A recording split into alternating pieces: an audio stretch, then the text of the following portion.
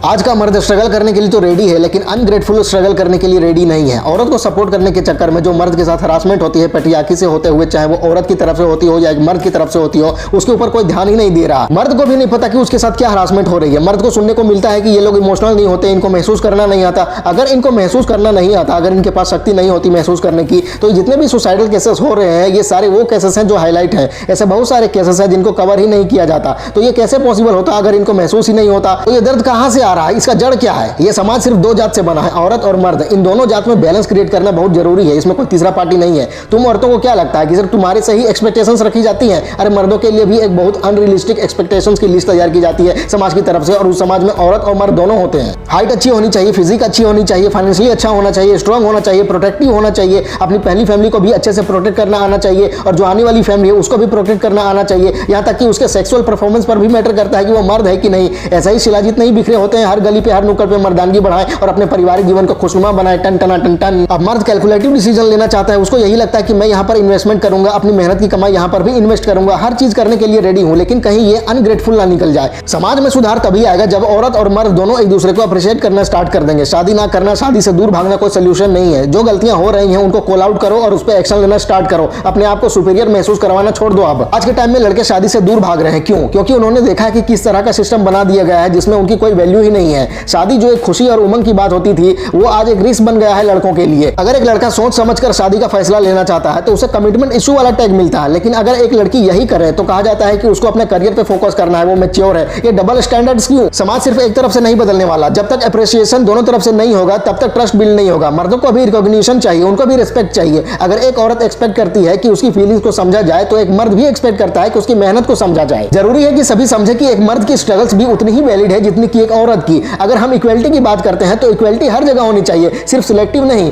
जब तक हम एक बैलेंस क्रिएट नहीं करेंगे तब तक ये सोसाइटी एक साइडेड रहेगी। मर्दों को भी हक है कि उनके इश्यूज पे बात हो, उनके दुख तकलीफों को सुना जाए। हर इंसान को एक फेयर ट्रीटमेंट मिलना जरूरी है, चाहे वो कोई भी हो। जब एक दूसरे की वैल्यू समझना शुरू करेंगे तभी एक स्ट्रॉन्ग और रियल रिलेशनशिप बिल्ड होगा। एक मर्द भी इंसान है, कोई मशीन नहीं। उसकी भी फीलिंग्स और इमोशंस है, ये बेसिक सी बात समझना जरूरी है। उसको भी उतनी ही इज्जत, उतना ही प्यार और उतनी ही केयर चाहिए होती है जितना किसी और को मिलती है। और अगर आज की जनरेशन इस चीज को समझ ले तो ही कल का हमारा समाज एक बेहतर समाज बन सकता है, सफल और खुशहाल वैवाहिक जीवन के मामले में।